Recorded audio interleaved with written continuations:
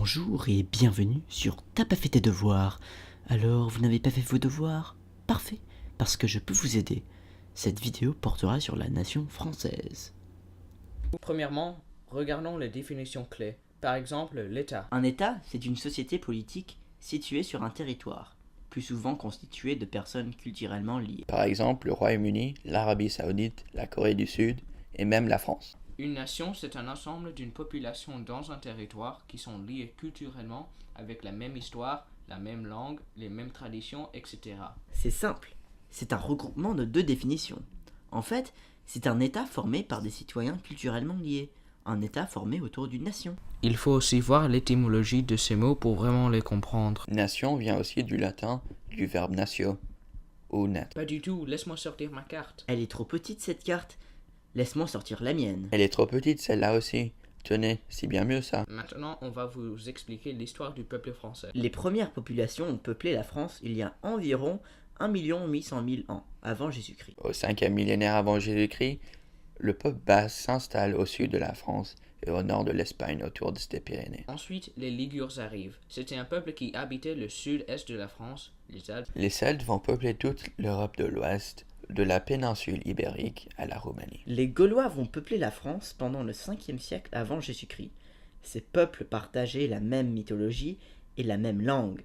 Jules César va écrire que la Gaule est séparée en 3 parties.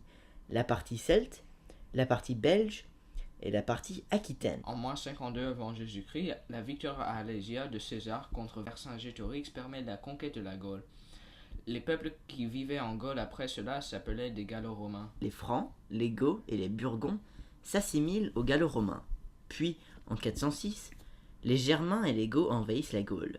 Après, les Francs saliens s'installent au nord de la France. Après la disparition de l'Empire romain de l'Occident, les Francs, les Alamans, les Burgondes, les Wisigoths et les Ostrogoths se sont installés dans le territoire actuel de France. En Armorique, au 5e et 6e siècle, des communautés de Bretons émigrent de la Grande-Bretagne et arrivent en Bretagne de France. Après ceci, le peuple français reste à peu près pareil. Il y a des changements dans le territoire français, mais très peu dans l'intégration d'une nouvelle culture.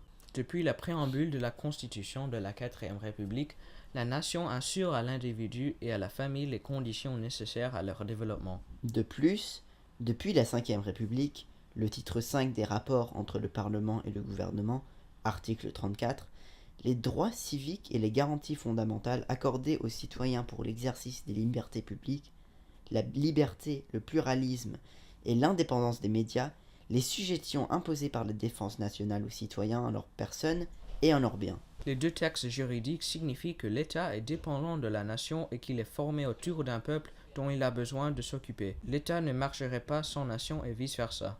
Exactement. Or, il n'y a pas seulement l'histoire du peuple français qui forme la nation française. De nos jours, l'immigration attire beaucoup de nouvelles cultures vers la France. 44,9% des immigrants français viennent de l'Europe, avec l'Italie, le Portugal, l'Espagne et des pays de l'Europe de l'Est. 29,7% viennent du Maghreb et l'autre 25,4% viennent des pays subsahariens comme le Cameroun, la République démocratique du Congo, la Turquie, de quelques pays asiatiques, l'Amérique et l'Océanie. Oui, de plus en plus la population française se diversifie et la nation est composée de plus en plus de cultures. Pour certains pays, c'est très efficace. Or, pour d'autres, c'est une autre histoire. Oui, malheureusement, certains pays ont des crises reliées à l'État-nation. Il y a aujourd'hui des problèmes en Ukraine. La Crimée, majoritairement peuplée de Russes, veut se séparer de l'Ukraine et rejoindre la Russie après des révoltes en Ukraine. Il y a aussi le Tibet et la Chine. La Chine veut contrôler le Tibet qui contient énormément de ressources et de minéraux. Or, les Tibétains veulent leur propre pays, ce qui crée des révoltes très violentes. C'est tout. Si vous voulez d'autres devoirs faits pour vous gratuitement, regardez nos autres vidéos. De rien.